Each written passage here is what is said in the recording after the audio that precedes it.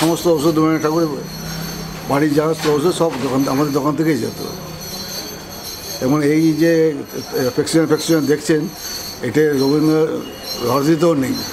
কিছুদিন আগে এই 7-8 মাস আগে আমাকে একটা চিঠি করে বললো যে আপনি যদি এগুলো দেন আমরা মিউজিয়ামে লাগাবো। বয়স যে বাড়ছিল তা অনেক আগে থেকেই যেন বুঝতে পারছিলেন রবীন্দ্রনাথ। ক্রমে ক্রমে বাড়ছিল অসুস্থতার বহর।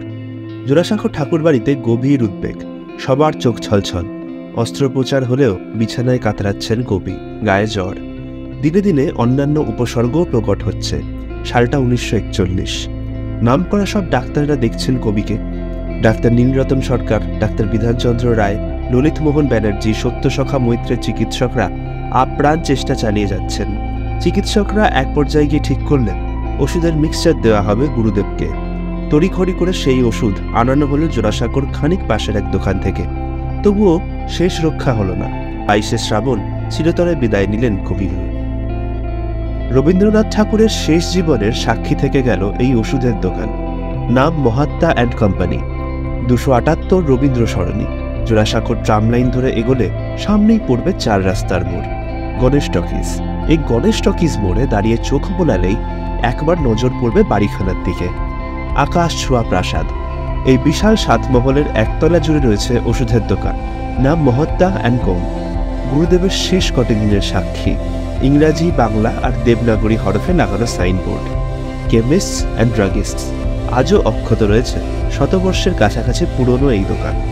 কবির মৃত্যুর 5 দিন আগের প্রেসক্রিপশন আজও সযত্নে গচ্ছিত আছে দোকানটিতে। এই যে প্রেসক্রিপশনটা ছিল,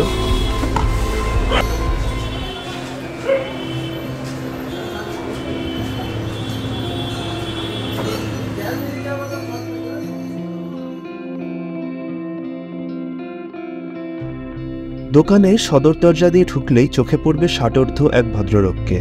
উনি শম্ভুনাথ রায়, দোকানের বর্তমান কর্ণধার। ওনার বাবা রাধা বিনোদ রায় এই দোকান শুরু করেছিলেন। তখন ওই চত্বরে ওষুধের দোকান বলতে ছিল মাত্র 2টো। তার মধ্যে টিকে রয়েছে মহাত্মা অ্যান্ড কোম দোকানটি। শম্ভুনাথ বাবু দোকানে বসেই বলছিলেন পুরনো দিনের কথা। এখান থেকে সমস্ত ওষুধ যেত। তখন ওষুধের দোকানে এত ছিলও না, একমাত্র আমাদের দোকানটাই ছিল, আর একটা ওদিকে ছিল মাধব অ্যান্ড কোম্পানি। তখন তাই আমাদের সমস্ত ওষুধ রবীন্দ্রনাথ ঠাকুরের বাড়ির যা ওষুধ সব আমাদের দোকান থেকেই যেত। এবং এই যে প্রেসক্রিপশন দেখছেন, এটা রবীন্দ্র রচিতও নেই। কিছুদিন আগে এই 7-8 মাস আগে আমাকে একটা চিঠি করে বললো যে আপনি যদি এগুলো দেন আমরা মিউজিয়ামে লাগাবো। তা আমি বইটাই দিয়ে দিয়েছি, যান মিউজিয়ামে যা যা রাখবেন রাখুন, দিয়ে আবার এই।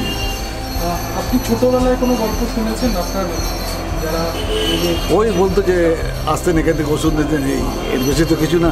তখন তো এরকম ওষুধ ছিল না যে কাপ সিরাপ, ডায়ালিসিস ফ্যালিসিস ছিল না। তখন সমস্ত প্রেসক্রিপশন এইগুলো ফর্মুলাগুলো এই করে মিক্স করে মিক্সার বানানো। কে বানাতেন? সেটা আমার দাদা ছিল, ছিল কেমিস্ট রবীন্দ্র কুমার রায়, ওই বানাতেন। আমার বাবা বানাতেন, এরা সব কেমিস্ট ছিল, এরা বানাতেন।